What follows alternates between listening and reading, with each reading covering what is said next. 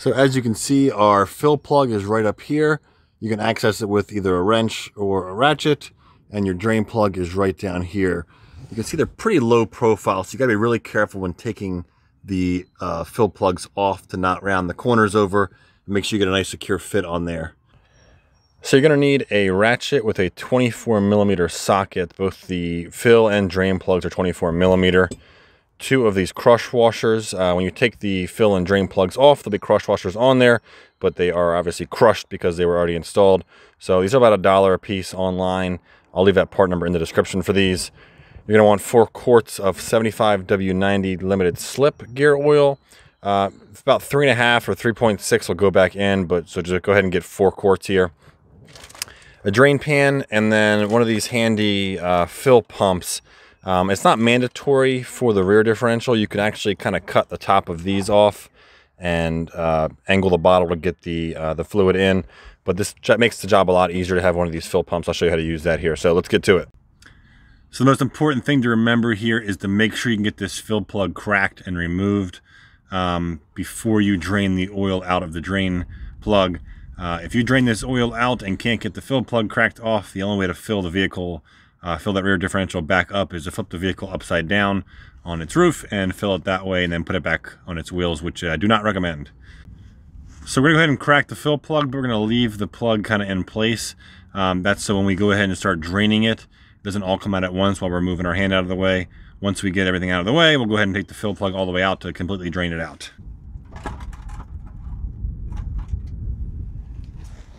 And again, make sure we're extra careful to get a good fit on this plug before we start trying to get it off. There we go. That wasn't too bad.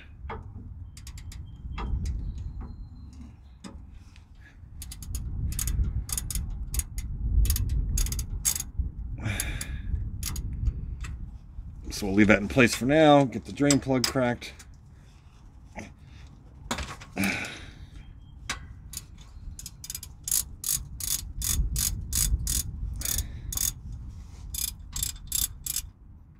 Okay.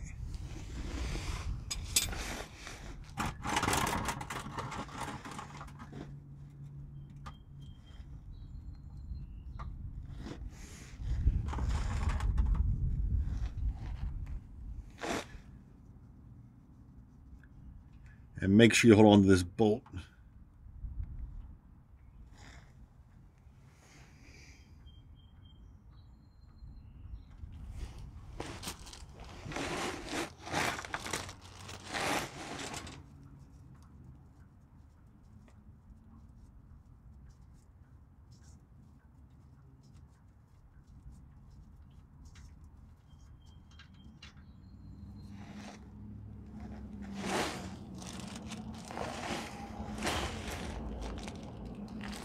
One thing you always want to check is the drain plug. Make sure there's no large chunks of metal on here. There's actually a magnet that'll collect fine pieces of metal that are normal.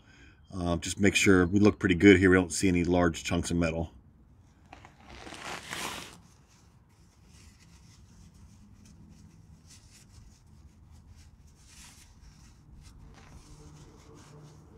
You see some of those metal shavings coming off.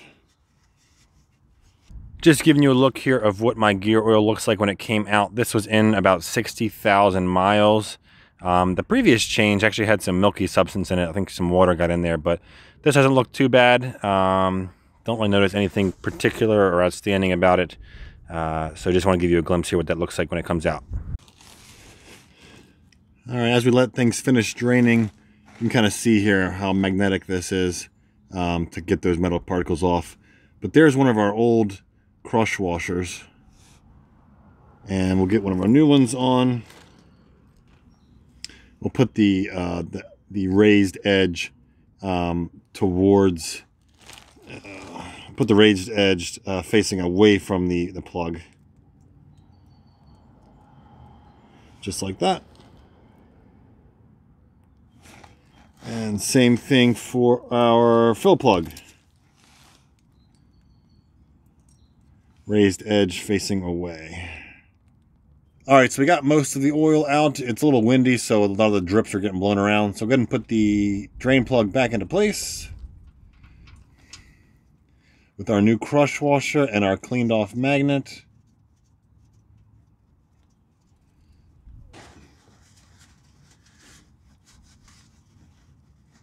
So the service manual calls for 35 foot-pounds of torque, so make sure we'll give it a good tighten here.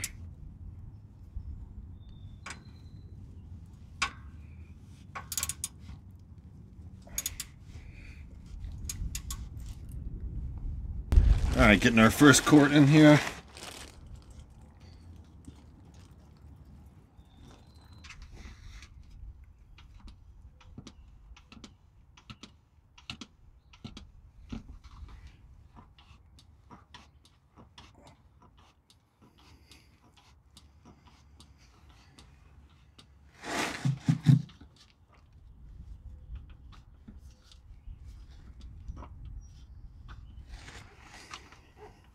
If you don't have a pump, you can just cut the top of the nozzle off of the bottle and stick it in the hole like this for the rear.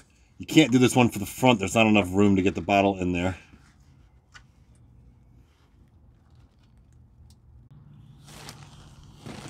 So this should be the last of our oil, and we'll fill it up until it starts coming out that hole.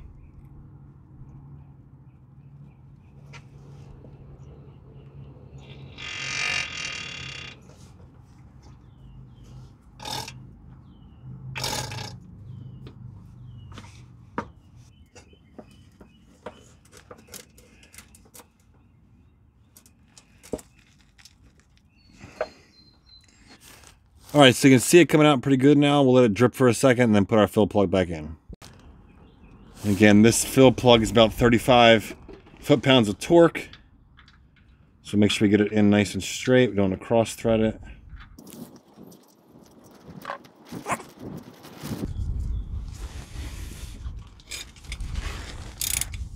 And we get a nice good grip on this bolt.